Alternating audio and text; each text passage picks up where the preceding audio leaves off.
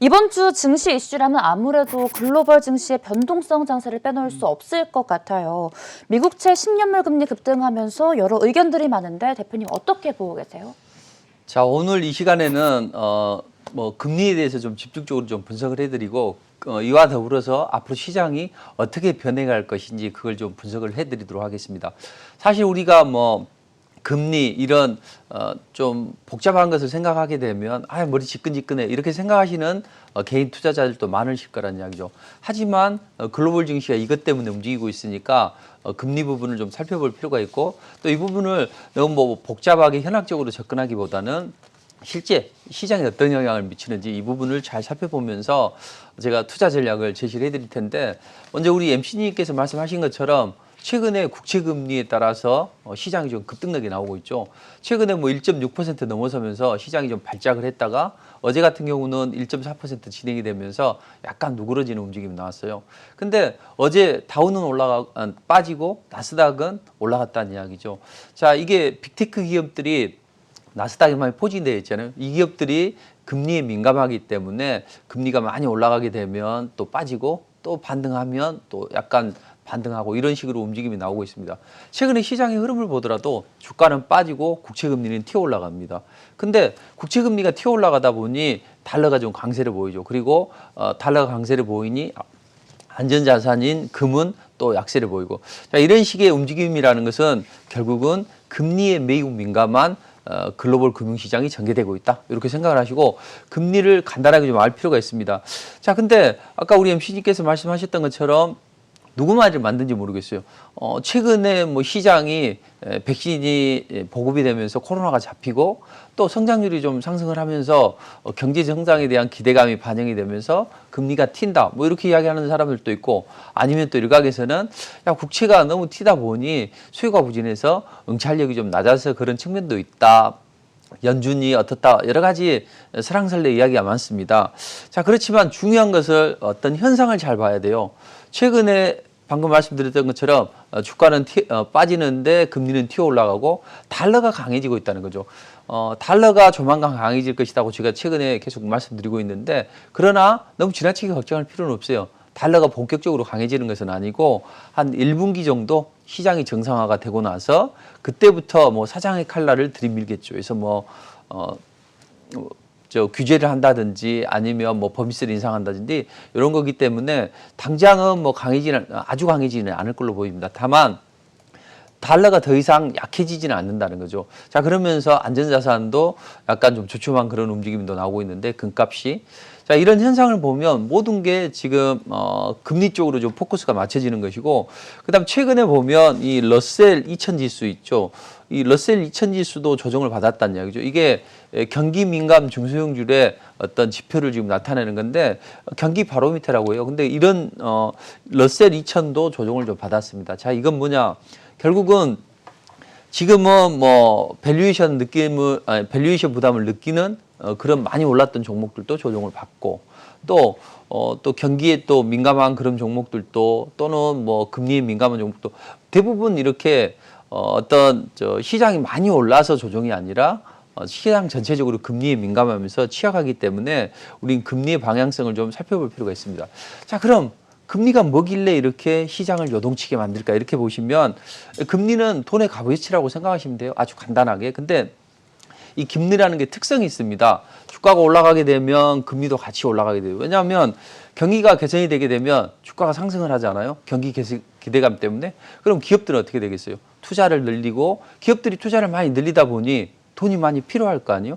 그러니까 돈이 부족하니까 금리는 튀게 되죠. 그래서 경기 화랑기 때 보면 주가가 튀면 금리도 같이 튀게 됩니다. 근데 주가도 튀고 금리도 많이 튀었어. 그럼 이제 우리는 당장 뭘 걱정해야 됩니까? 이러다가 인플레이션 오지 않을까? 그래서 연준이 테이퍼링을 진행할 것이고, 아니면 자발적으로 금리나 주가가 많이 올라가게 되면 이제 시장이 좀 발작을 하면서 기업들이 투자가 감소를 한다는 이야기죠. 기업들이 투자가 감소를 하게 되면 일단 금리는 또 빠지게 되겠죠. 자, 이런 식으로 금리와 주가는 항상 똑같이 오르락 내리락 하는 게 일반적인 상례입니다. 근데 작년에 같을 때 보면 어땠어요? 주가는 올라가는데 금리는 빠지고 있죠. 이게 뭐냐? 이렇게 보시면 결국 작년에는 유동성을 엄청나게 공급했잖아요. 코로나를 극복하기 위해서 유동성을 엄청나게 극복하다 보니 유동성이 많이 공급되니 금리는 빠지게 되는 거죠. 그래서 작년은 연준의 어떤 정책에 의해서 이례적으로 많이 좀 금리가 좀 하락했다. 이제 반대 현상이 나타났다. 이렇게 보시면 되고 근데 최근에 우리가 중요하게 생각해야 될 건 금리가 한 몇 개월 전에는 0.6%, 0.7%에서 놀고 있던 게 최근에 뭐 1.5% 넘어서더니 1.6%까지 급기야는 올라서고 있죠. 이것 때문에 시장이 급락이 나왔었는데 자, 이런 움직임을 감안하면 최근에 뭐 국채금리가 튀는 것에 대해서 우리가 과연 국채금리가 왜 튀고 또 연준은 이걸 제어할 능력이 없는지 시장이 원하는 것은 무엇인지 이것을 우리가 살펴봐야 되고 과연 이게 시장이 좀 발빠르게 대응하는 민감한 투자자들의 매도 때문에 이렇게 되는 건지 아니면 정말로 시장이 장기 추세로 하락을 할 것인지 이게 이제 중요한데 연준은요 과거에 금리를 제어할 수 있는 능력이 있었습니다. 그래서 코로나 사태가 진행이 됐을 때 연준이 무제한 양적 완화를 진행했어요. 무제한 양적 완화를 왜 진행했을까요? 자, 연준이 코로나를 극복하기 위해서 유동성을 막 공급을 하잖아요. 그렇게 되면 어떻게 되겠습니까? 국채금리가 튈 수밖에 없죠. 실행의 유동성이 풍부해지니까 채권 가격은 하락을 하고 또 반대로 국채금리는 튈 수밖에 없는 거죠. 자, 그렇다면 국채금리가 튀면 애써서 돈 풀어서 경기를 부양하려고 했는데 민간이 국채금리가 튀다 보니 어떤 이자 부담을 많이 느낄 거 아니에요. 그래서 연준은 어떻게 합니까? 무제한 양적 완화, 장기 국채가 떨어질 때까지 무조건 사겠다 이거죠. 자, 이런 식으로 연준은 사실은 조절자 능력이 있어요. 그런데 시장에서 원하는 것은 최근에 장기 국채 금리가 작년도 8월 달에 0.6%에서 최근에는 급기야는 1.6%까지 튀는데 이거 제발 좀 튀는 걸 눌러주라 이거죠. 방법은 간단합니다. 연준이 10년물 장부채 금리를 많이 사버리게 되면 어떻게 되겠어요? 이 매수세가 많아지니까 채권 가격은 일단 올라가고 그다음 채권 가격은 올라가니 금리는 떨어지게 되죠. 자, 이런 식으로 연준은 충분히 조절자 능력이 있었다. 그런데 연준이 최근에 그걸 안 한다는 거죠. 연준 위원들 하는 거 보세요. 이 파월 의장부터 시작해서 매티스, 카플란, 윌리엄스, 로젠그렌 다들 매파적인 발언만 하고 있고 지금 금리는 파월 같은 경우에는 바로 2, 3년 안에는 금리를 인상하지 않을게 평균 물가에 도달한다 하더라도 넘어선다 하더라도 일정 부분 이게 계속적으로 올라가지 않으면 우리가 테이퍼링을 진행하지 않을 거야.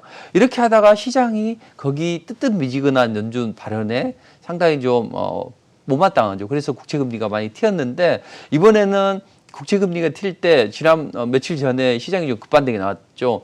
이때 연준 수장이 앞으로 3년 정도는 아마 금리 인상하기가 어려울 거야. 이런 메시지를 전달해 줬잖아요. 또 테이퍼링을 진행하지 않을 거야. 이런 메시지를 전달해 주면서 반등이 나왔는데 갑자기 국채금리가 1.6%까지 튀니까 시장이 막 발장을 했던 거거든요. 자, 그래서 연준은 사실은 제어할 능력이 있지만 제어를 안 하고 있다 이렇게 보시면 되고 과연 그럼 연준이 이 국채금리가 몇 % 이상 튀게 되면 우리가 시장에 개입을 할게 이런 이야기라도 전달해 준다면 시장이 이렇게 발작은 안 했을 거라는 이야기죠. 근데 연준은 그런 이야기를 안 해주고 야 지금은 국채금리가 튀는 것은 괜찮아 어느 정도까지는 튀는 건 용인해 줄 수 있어. 그리고 기대 인플레이션이 얼마니 이런 이야기를 하면서 실질적으로 국채금리가 튀는 것보다는 기대 인플레이션을 감안한 그런 실질 금리는 튀지 않고 있다. 최근에 보면 마이너스 1.1% 또는 조금 상승을 해서 0.9%까지 올라오고 있긴 하지만 그래도 여전히 실질 금리는 안 따라 올라간다는 거죠. 국채 금리 상승에 비해서. 그래서 연준도 이런 계속 이야기를 하고 있는데 사실은 연준도 모르는 거죠. 이 국채 금리가 얼마까지 튈 줄은 귀신도 모르는 거죠. 그래서 연준도 자기들이 정확하게 국채 금리가 어느 만큼 튀었을 때 실물 경제에 영향을 미치는지 알 수는 없습니다. 다만 어쩔 수 없이 추가 부양책을 해야 되잖아요. 앞으로 또 인프라 투자도 진행을 해야 되죠. 돈 들어갈 것은 엄청나게 많다는 거죠. 근데 연준으로서는 미리 이걸 제어할 수는 없는 입장이거든요. 그러니까 이 국채금리가 튀는 것은 그래 어느 정도까지 튀는 것은 한번 우리가 용인해 줄게 하고 용인은 하고 있어요.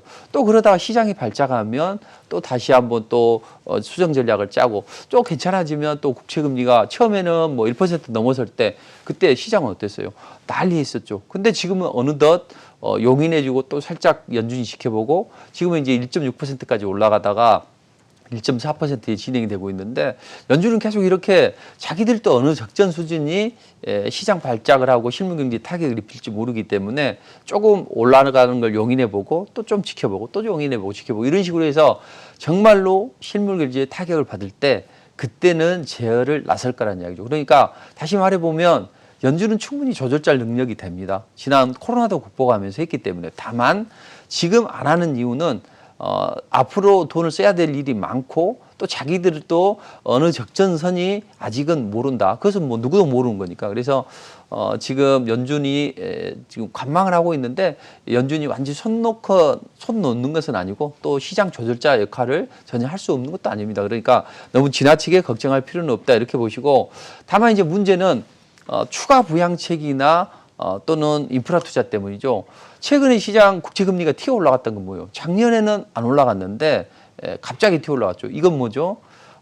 미국 대통령이 민주당에서 나왔고 상원 하원을 다 민주당이 장악하는 분류의 부위가 진행이 될 것이다. 그렇게 되면 공화당은 많이 추가 부양책을 해도 7천억 달러 또는 1조 달러 정도 언더에서 이야기를 했는데 공화당은 1조 9천억 달러를 이야기를 하잖아요. 그렇게 되면 지금 재정 적자가 심각한데 여기서 추가 부양책을 하거나 인프라 투자를 진행했을 때 엄청나게 시중의 유동성이 풀리죠.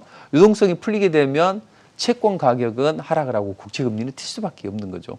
자, 이걸 시장이 안다는 이야기죠. 민감하게 반응한다는 이야기죠. 자, 그래서 최근에 연준의 고민이 좀 깊어지고 있는데 그렇다면 지금 미국 경기를 살리기 위해서 추가 부양책을 하고 또 인프라 투자를 한다고 하는데 과연 이게 정말 좋은 것인지 아니면 독이 든 성병인 건지 우리가 좀 살펴볼 필요는 있어요.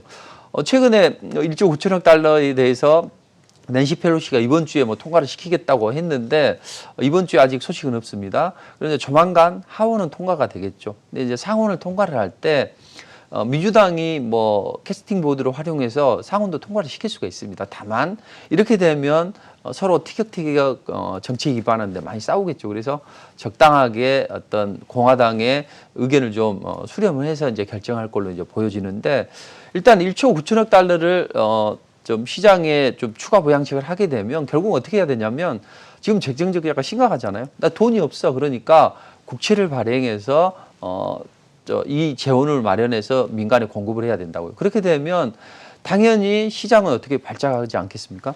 일단은 시장의 유동성을 국채를 발행해서 시장의 유동성을 막 빨아들이고 그걸 가지고 다시 추가 부양책을 하겠다는 이야기죠. 그렇게 되면 최근에 우리나라도 마찬가지지만 미국도 코로나 때문에 저금리였잖아요. 그러니까 다들 뭐 집 사고 차 사고 뭐 이런 식으로 돈을 많이 썼을 거라는 이야기죠. 차입을 해서. 그러니까 이자 비용 부담이 많이 부담되게 됩니다. 국채 금리가 튀게 되면. 그래서 그런 부분이 가미가 되기 때문에 지금은 뭐 어쩔 수 없는 그런 상황이고 또 이 과정에서 국채 금리가 튈 수밖에 없다. 그러니까 추가 부양책이 사실은 좋긴 하지만 정말로 민간을 살리는 것인가 이런 부분은 채권 시장에서는 믿을 수 없다. 이제 이런 입장이고 또 추가적으로 보면 인프라 투자를 진행한다고 합니다. 만약에 조만간 이 추가 부양책이 통과가 되게 되면 이제 인프라 투자 이야기가 나올 거예요. 그러면 뭐 2조 달러, 많게는 3조 달러까지 투자를 하게 되는데 자, 이때 뭐 보통 인프라 투자가 진행이 되면 산업지나 전통적인 가치주들이 좀 강세를 보였어요. 그러니까 우리가 지금 현재 가지고 있는 포지션을 약간 조정을 해서 이런 쪽에 투자를 해야 되지 않을까? 이런 이야기를 하는 그런 투자자들도 또 전략가들도 많이 나오고 있다는 거죠. 그렇지만 생각을 해보면 역시 인프라 투자도 마찬가지입니다. 투자 재원은 어디서 마련할 거예요? 국채를 발행하고 시중의 유동성을 빨아들여서 그걸 가지고 다시 인프라 투자를 진행하죠. 그렇게 되면 시장이 발작을 할 수 있다는 거죠. 시장이 좋아할 것만 아닙니다. 인프라 투자를 하게 되면 18년도 1월 달에 보시면 인프라 투자 한다고 할 때 이때 엄청나게 시장이 좀 발작을 했잖아요. 조정을 받았죠. 자, 이게 2008년도 인프라 투자하면서 방금 말씀드렸던 이유 때문에 시장이 한번 발작을 했어요. 근데 작년에는 투자를 많이 했는데 인프라 투자를 했는데 발작을 안 했다는 이야기죠. 이건 뭐 때문이죠? 연준이 장기 국채를 매입해서 시장에 장기 국채가 튀는 것을 막아줬다는 거죠. 유동성을 많이 공급해서 장기 국채 금리가 튀는 걸 막아줬기 때문에 가능하다. 정리를 해보면 인프라 투자는 분명히 좋긴 하지만 시장의 유동성을 빨아들여서 인프라 투자를 해야 되기 때문에 국채 금리가 튈 수밖에 없다. 그것 때문에 시장이 작년에 2018년에 발작을 했고 작년에는 발작을 안 한 이유는 아무래도 연준이 유동성을 공급했기 때문이다. 그렇다면 이 모든 것들을 다 정리를 해보면 연준은 분명히 조절자 역할을 할 수 있다고요. 그러나 지금은 방관을 하고 있습니다. 그래서 연준이 앞으로 이제 어떤 포지션을 구축하는가 이 부분이 상당히 좀 중요하거든요. 그래서 앞으로 우리는 연준의 속내가 뭔지 이제 이 부분을 좀 잘 살펴볼 필요가 있는데 작년 11월, 12월 계속적으로 1월 달에도 마찬가지고 FOMC 회의에서 우리가 장기 국채를 사줄게 이렇게 하면 간단하게 끝나거든요. 왜냐하면 가장 문제가 되는 게 10년물 장기채 금리가 튀는 건데 이걸 제어를 해주겠다는 거죠. 떨어뜨린다면 시장은 환호를 하겠죠. 근데 그 말을 자꾸 안 한다는 이야기죠, 연준이. 그래서 시장이 또 채권 시장이 거기에 뿔이 나서 10년물 국고채 금리가 튀는데 연준 입장도 이해는 가요. 왜냐하면 아직 추가 부양치 규모도 아직 정해지지 않았잖아요. 그리고 또 앞으로 인프라 투자 규모도 이제 대강 이렇게는 하겠다 했지만 정확히 전개가 안 됐다고. 그런데 여기서 우리가 먼저 나서서 얼마를 매입할 거야? 이건 말이 안 되잖아요. 그래서 재정의 하표 우려 때문에 연준도 그렇게 할 수는 없다. 그렇다면 제가 보기에는 이 문제는 분명히 국채 금리가 튀는 것은 연준이 제어를 할 수 있다. 다만 지금은 제어를 안 할 뿐이다. 왜? 추가 부양책이나 아니면 인프라 투자나 진행을 하면서 앞으로 이제 돈을 많이 써야 되는데 이 상황에서 또 규모도 정해지지 않았고 자기들이 먼저 나서는 것은 안 되고 또 해서 지금 연준은 관망을 하고 있습니다. 그렇다면 연준이 시장을 달랠 묘수는 뭐가 있을까 보면 한 두세 가지 정도로는 볼 수가 있어요. 첫째, 양적 완화 규모를 확대하는 거죠. 10년물 장기채 금리가 튀면 이쪽을 많이 사줘버리면 매수세가 많아져서 채권 가격은 상승을 하고 또 금리는 떨어지게 되는 거죠. 자, 이 방법이 하나 있고 또 하나의 방법은 일드 커브 컨트롤이라는 게 있어요. 야, 앞으로 금리가 튀게 되면 10년물 국고채 금리가 노무라 증권에서는 1.5%가 넘어서면 또 S&P 500이 얼마 정도 조정을 받을 것이다. 또 뱅크 오브 아메리카는 1.75% 넘어가면 어떨 것이다. 별 이야기를 다 하잖아요. 그래, 좋아. 그러면 1.5% 또는 1.7%를 넘어서게 되면 우리가 장기 국채 금리를 떨어질 때까지 사서 이걸 떨어뜨려 줄게. 이게 바로 일드 커브 컨트롤이거든요. 그러니까 장기 금리를 일정 부분 타깃을 정해 놓고 여기를 넘어서게 되면 우리가 여기 금리 이상으로 넘어가지 않게 해주겠다. 한 번 튀어 올라가고 두 번 튀어 올라갈 때마다 연준이 사준다면 채권 시장도 이제는 안 되겠다 싶어서 채권 플레이어들이 적극적으로 매수는 안 하겠죠. 그러니까 결국은 채권 금리가 제어가 된다는 이야기죠. 자, 이런 식의 방법도 있고 또 정말로 하면은 이제 오퍼레이션 트위스트라는 것도 있는데 장기채를 매입하고 단기채를 매도하는 거죠. 그래서 장기 국채를 떨어뜨리고 또 단기 금리를 올리고 해서 이 갭을 좀 줄여주는 그런 오퍼레이션 트위스트도 있고 세 가지 방법이 있는데 제가 보기에는 만약에 연준이 카드를 쓴다면 정말 시장이 발작하게 되면 일드 커브 컨트롤이나 이런 걸 쓰겠지만 단기적으로 보면 장기 국채를 사주겠다 그런 시그널만 주면은 시장 발작은 제어가 될 거라는 이야기죠.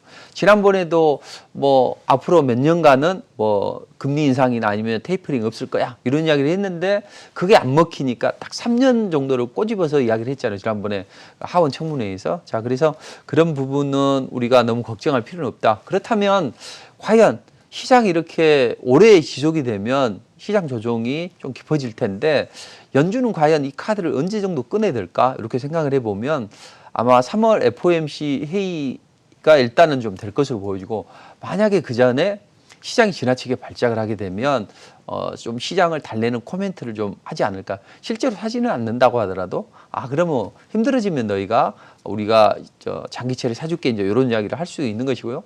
만약에 정말로 경기 지표가 안 좋아지고 하게 되면 선행적으로 할 수 있겠죠. 그러니까 기본적으로는 3월 FOMC 회의까지를 좀 기다려보고 그다음 조금 뭐 시장의 실물 경제가 안 좋아지는 그런 경기 지표가 안 좋아지거나 뭐 시장이 지나치게 빠지게 되면 그때는 제어를 해줄 수 있을 걸로 보여집니다. 그러니까 정리를 해보면 지금 장기 국채가 튀고 이 부분은 연준이 충분히 해결할 수 있다. 다만 앞으로 추가 부양책이나 인프라 투자 규모를 또 해야 되기 때문에 여기서 섣불리 나설 수도 없고 또 자기들은 적정한 국채 금리가 얼마만큼인지 아직 연준도 모른다. 그러니까 조금 용인해주고 국채 금리가 튀는 걸 용인해주지만 정말로 그렇잖아요. 우리가 까불면 가만히 있다가도 한 대 지어박잖아요. 그렇듯이 연준도 뭔가 액션을 할 것이다. 그러니까 지나치게 걱정할 필요는 없고 다만 시간은 3월 FOMC 회의까지는 약간 우리가 관망 심리가 발동을 해야 된다. 왜냐하면 급락하게 되면 그에 따른 숨고르기가 나와야 되거든요. 그러니까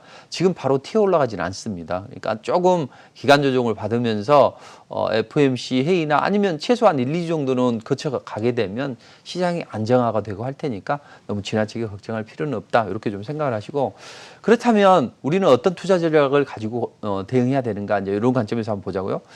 최근에 뭐 여러 가지 이야기가 나오고 있습니다. 뭐 최근에 뭐 상승이 백신이나 부양책에 대한 것 때문에 상승한 것이다. 또는 뭐 금리가 1.75%까지 튀어도 S&P 500 기준으로 보면 기업들의 40%가 여기를 능가하는 그런 배당 수익률이 높기 때문에 괜찮다.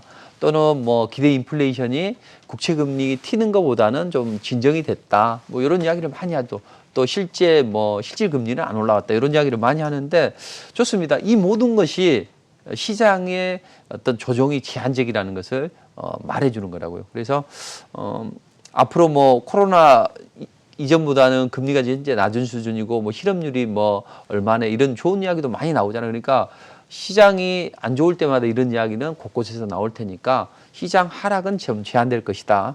그렇다면 우리는 이제 어떤 전략을 가지고 대응해야 되는 게 맞는가 이제 이렇게 생각을 해보면 결국은 미국의 금리를 파악하는 게 우리 국내 증시를 이해를 하고 또 외국인이나 기관들의 수급 포지션을 파악한 다음에 우리가 투자 전략을 잘 가져가기 위해서 하는 거잖아요. 그런 관점에서 보면 외국인들은 환율의 변화에 민감하다고요. 근데 최근에 환율이 달러가 약세를 좀 보이는 게 줄어들었죠. 그래서 달러 약세 기조가 좀 줄어들면서 이제 달러가 좀 강해지는 그런 움직임이 나옵니다. 근데 미국의 달러화보다는 우리 원달러 환율이 좀 민감하게 좀 상승을 하죠. 이 부분은 외국인들이 일정 부분 좀 빠져나갔다고 보시면 돼요. 왜냐하면 공매도도 문제고 공매도 재개도 빨리 안 하네 그러니까 그 공매도를 노리는 투자자들은 일부 빠져나갔을 테고 또 시장이 발작을 하고 앞으로 달러가 강해지기 때문에 그쪽에 투자를 하기 위해서 우리 쪽에서 자금 좀 빼는 그런 물량도 좀 있을 거란 이야기죠. 외국인들의 수급은 달러가 강해지는 만큼 좀 약해질 것이고 대신 이제 금융투자는 외국인들이 빠져나가면서 시장이 안 좋을 때는 현선물 모두 다 때린다고요. 그러면 금융투자는 선물을 때리게 되면 선물을 받아주고 선물을 매수하고 현물을 매도하기 때문에 최근에 외국인과 금융투자가 많이 매도가 나오고 연기금 쪽에서는 최근에 뭐 시장이 좀 올라가면서 자기들의 자산이 주식 자산이 많이 좀 평가액이 좀 많이 높아졌죠. 그러니까 일단 자산 배분 전략 때문에 약간 좀 이걸 떨어뜨리려고 합니다. 그래서 최근에 시장 발작하고 연기금 욕하니까 그러면 우리가 또 전략을 좀 다시 수정해 볼게 이런 이야기도 나오고 있어요. 자, 그렇다면 지금 어떤 식의 전기가 맞느냐? 만약에 시장이 반등이 나온다면 그때는 좀 외국인들이 매수하는 포지션 쪽에 뭐 반도체 쪽이나 이런 쪽을 좀 보셔야 되고 당장은 연준에서 어떤 시그널을 주기 전까지는 당장은 뭐 연기금이 매도만 하는 게 아니라 매수하는 종목이 있거든요. 그런 종목들 중에서 보면 OCI 같은 경우에도 위구르 쪽 인권 문제 때문에 뭔가 제재를 가할 것이다 이런 이야기가 나오면서 OCI를 계속 사거든요. 그러니까 결국 태양광 폴리실리콘이 거의 전 세계 여기서 한 50%가 생산이 되잖아요. 그러니까 그것 때문에 올라간다고요. 자, 그렇다면 연준이 사는 종목, 연준이란데 연기금이 사는 종목 중에서 그런 종목을 하나 노려보는 것도 좋고요.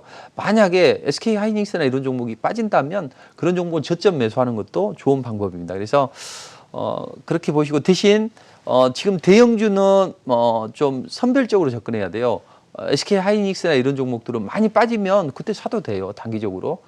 다만 지금은 외국인의 그 약간 빠져나가는 것에 대해서 금융투자가 프로그램 매매, 유동성 조절자 역할을 하면서 프로그램 매매를 하고 연기금도 뭐 조절하면서 프로그램 매매도 연계적으로 하거든요. 우정사업본부에서. 그러니까 그런 부분을 감안하면 지금 당장은 대형주보다는 어떤 프로그램 매매에서 자유로운 중소형주를 보고 또 그다음에 최근에 보면 테마들도 움직임이 좋죠. 그러니까 테마들도 좀 보시면서 대형주는 선별적으로 급락이 나왔을 때 뭐 그럴 때 저점으로 접근하시면 좋다. 이런 전략 가지고 대응하시면 될 것 같습니다. 네, 대형주는 선별적으로 접근해야 한다라는 코멘트를 해주셨습니다. 그렇다면 이번 주 시장 리뷰 그리고 다음 주 투자 전략 알려주세요. 네.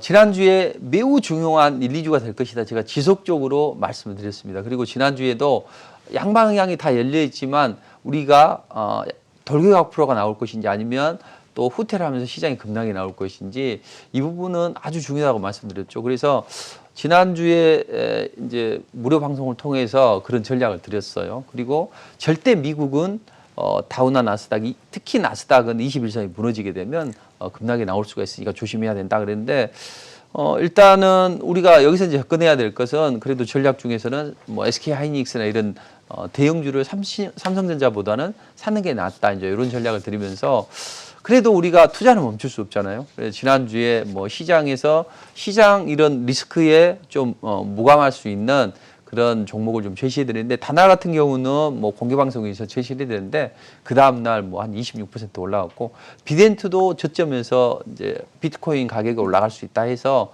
한 6,500만 원까지 올라갔었잖아요. 그때 한 33% 올라갔는데 일시적으로 눌러줄 수 있다고 그랬죠. 그러나 또 다시 미중 간의 패권 다툼에 의해서 또 비트코인은 조금 더 또 강해질 수 있다. 그러니까 당장은 좀 쉬어가야 돼요.